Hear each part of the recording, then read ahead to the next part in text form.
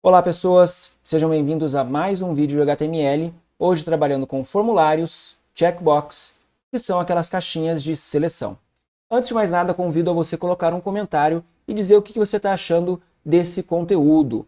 Você está gostando do HTML, está achando difícil, fácil? Você gosta do ritmo do vídeo? Você gostaria que fosse mais rápido ou mais devagar? E se você gosta dessa abordagem que eu estou fazendo de a cada vídeo mostrar um componente separadamente, beleza?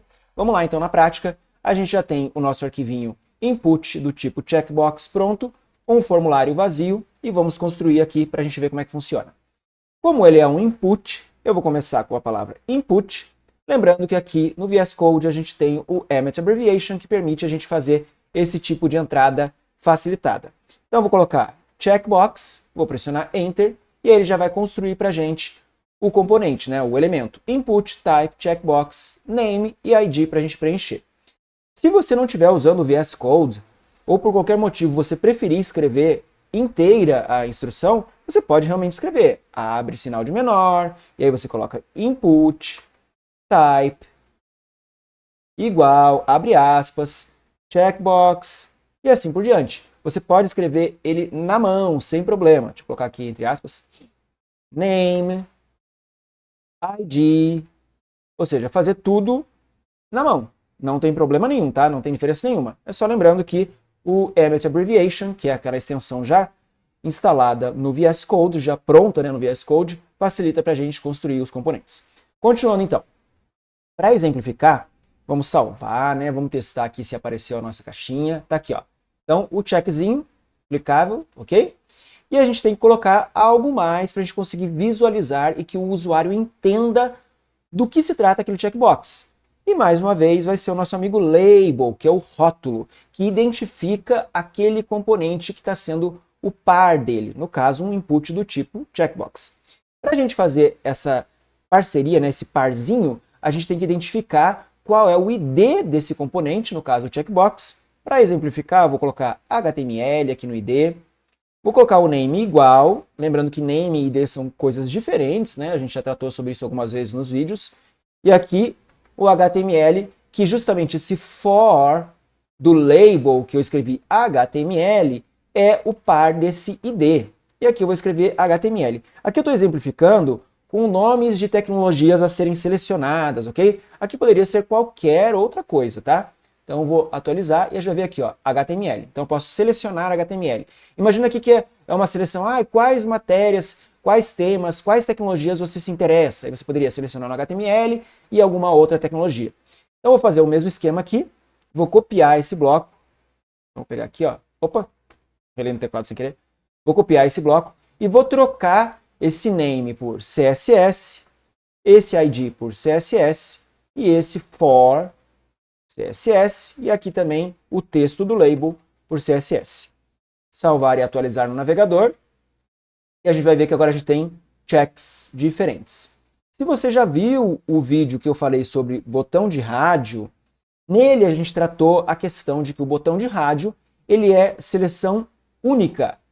Cada uma das opções só pode ser selecionada de forma individual. Quando a gente liga um botão de rádio, os outros são desligados. O nosso amigo checkbox, ele é diferente.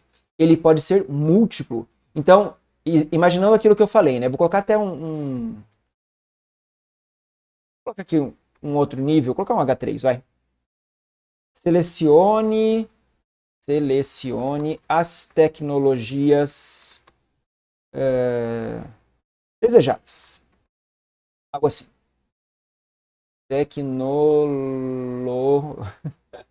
Tecnologias. Ok? Então, vou atualizar aqui. Então, selecione as tecnologias desejadas. Eu posso me interessar por HTML, posso querer estudar HTML e CSS. Ou posso querer só CSS, ou apenas HTML. Então, eles podem ser selecionados de forma múltipla. Ou, de repente, nenhuma opção. Dependendo do que for aqui no formulário, eu poderia não marcar nenhuma opção. Então, enfatizando, diferente do botão de rádio, que o conceito é selecionar apenas um por vez, eliminando os demais, no botão do tipo check, o checkbox, a gente vai selecionar um, nenhum ou vários, ok? Então, para finalizar, eu vou colocar mais um carinha aqui. Vou copiar de novo. Vou trocar dessa vez de forma mais automatizada, então vou utilizar o atalho aqui no VS Code, Ctrl H, vai abrir a caixa de substituição. Vou marcar essa opção para encontrar apenas na seleção e vou dizer assim, ó, eu quero substituir tudo que está escrito CSS por JavaScript. JavaScript. E aí, essa opção tem que estar marcada, que é para preservar o maiúsculo e minúsculo, e eu vou clicar nesse botãozinho para substituir tudo nessa área selecionada. Então ele trocou para a gente aqui, ó, name por JavaScript, ID por JavaScript, for JavaScript, e o texto em si do label, JavaScript, tudo maiúsculo, ok? Vou salvar, atualizar, e a gente vê as 3 opções, belezinha, sem segredo. Lembrando que para dar uma quebra, né, colocar cada um dos elementos em uma linha, uma abordagem que eu recomendo, que eu acho que é bem interessante, é a gente utilizar divs, né? Então eu poderia colocar uma div aqui. Vou recortar aqui o fechamento, colocar aqui. E fazer a mesma coisa para os demais. Abro a div aqui e fecho a div aqui. E de novo aqui, abro a div aqui e fecho a div aqui. A div, lembrando, ela tem aquela propriedade de display block. Com isso, ela força aos elementos que estão dentro dela serem dispostos ocupando toda a largura disponível, ou seja, todo o espaço horizontal, forçando os próximos componentes, no caso, depois dessa div, vem outra div. Ela força a próxima div a ir para a linha de baixo. Então, com isso, cada um desses pares de input e de label ficam em uma linha, porque estão dentro de uma div, e aí os próximos componentes, no caso dentro de outras divs, vão ficar nas suas linhas separadas.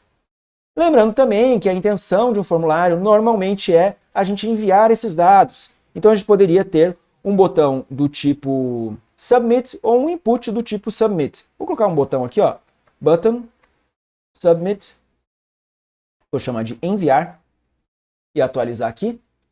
E aí a gente teria um botão de enviar esses dados para serem processados por uma tecnologia que consiga fazer esse tipo de processamento.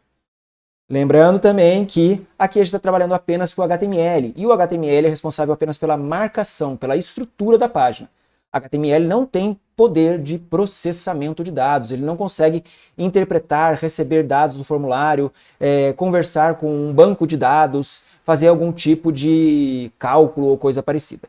Então, o HTML ele está limitado a colocar essa estrutura para que o usuário possa interagir, e quando clicar nesse botão enviar, a gente teria que enviar para uma página capaz de processar esses dados, ou seja, utilizando uma tecnologia, uma linguagem de programação que conseguisse interpretar isso.